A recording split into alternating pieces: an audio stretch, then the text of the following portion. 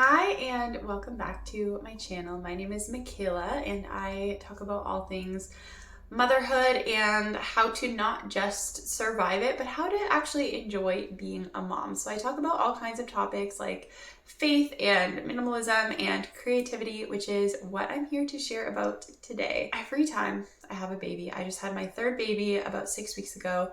In those early postpartum days, I just feel this desire to create and to do something with my hands. I don't know if it's because of all of the extra time I spent in those early days sitting around and healing, or if it's just that need to kind of reconnect with myself and feel like a person again. That has come up again for me recently more strongly. But the interesting thing is that once you have a baby, and especially once they get older, I have two toddlers, you have to be pretty strategic with your creative hobbies, because there are constantly little hands trying to grab what you're doing. You have to kind of just be able to drop it and go deal with a situation, right? I've made a list of 5 creative hobbies that work well for moms, new moms, toddler moms, whatever phase of motherhood you're in. These are creative hobbies that you can kind of pick up and put down in a pinch that I believe work really well with the mom lifestyle. Leave me a comment. Let me know if you think these will work for you in your season of motherhood, or if you have other creative hobbies that work well as a mom. Before we get into it, I have a few ground rules. You do not have to be good at a creative hobby for it to have value. The point isn't to create something spectacular. The point is to use your hands, feel like a person, enjoy yourself, have fun.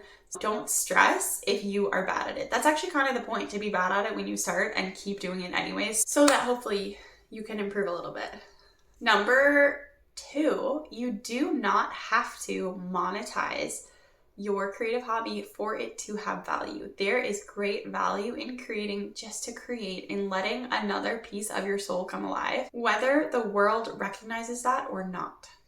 Number 3, you are of course not limited to this list. There are all kinds of ways we can create as moms. There are a lot of ways in your everyday life, whether it's maybe decorating your child's room or baking something or cooking a really fabulous meal. There are things that we do as moms anyways that we need to do in our lives that we can add our own special creative touch to. Or maybe you take really great photos of your kids, or you made the best baby book ever. If that's something that really fills your cup to do that kind of creative project, do it, enjoy it. Creative hobby number 1, calligraphy. This one only requires a few supplies, a calligraphy pen, and really any kind of paper.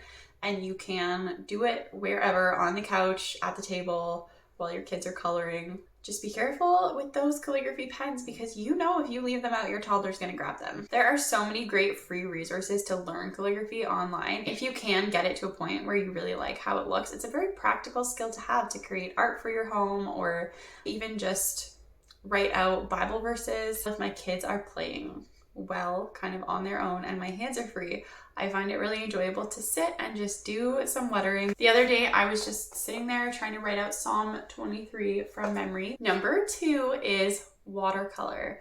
I consider myself creative, but not artistic. I think there's a big difference in my opinion. So I'm embarrassed to even show you mine, but here's some of my watercolor. I always just do like little flower doodles, and I'm showing you this to prove the point that you do not have to be good at something to enjoy it and for it to be worth spending time on. If you want to do any kind of painting, watercolor is definitely the choice for moms. It dries so quickly. You can just pull it out, do a little bit, put it away, let it dry.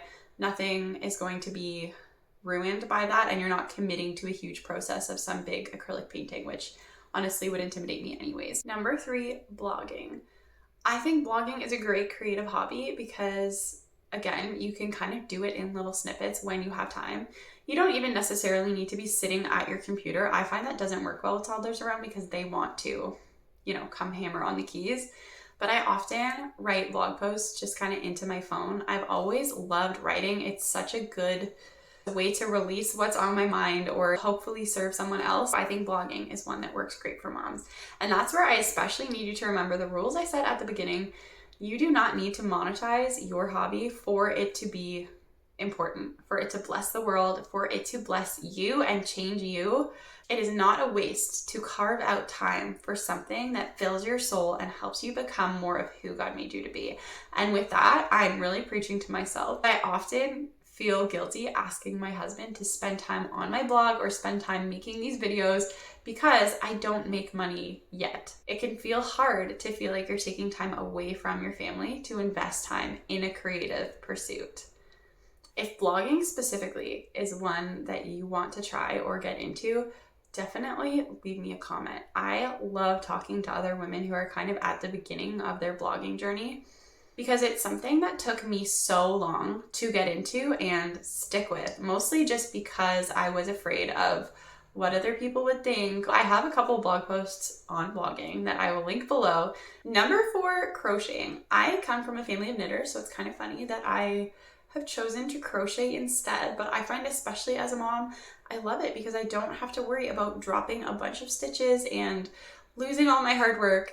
If you've never crocheted before, the cool thing about it is that you really only have one stitch on your hook at a time, so as long as you don't lose that one stitch, you won't lose all of your hard work. A lot of crochet projects are also really small. I started off making granny squares. I just looked up tutorials on YouTube.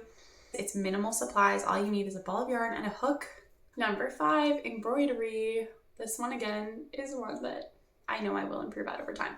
But this was my first attempt. I just bought a kit off Amazon. I think it was like 15 bucks Canadian for 3 different patterns. It came with all the supplies I needed other than scissors, and it's really easy to just kind of start, do a little bit, and then tuck it away again. Of course, you want to be careful with the needle around your kids, but as long as you whisk it away and tuck it somewhere safe before they get to it, you are all good. And again, you don't have to monetize it. You don't have to create things to sell. You don't have to try to get it done as quickly as possible. I think it's a type A personality thing, but I always fall into that. I start a new creative hobby to do something relaxing, and then I end up wanting to just produce and produce and produce and produce. And that is sad. It takes the joy out of it. Let me know in the comments what some of your favorite creative hobbies are as a mom. If you're going to try any of these, definitely let me know. I'll link some supplies in the description. Especially leave me a comment if you are going to try blogging.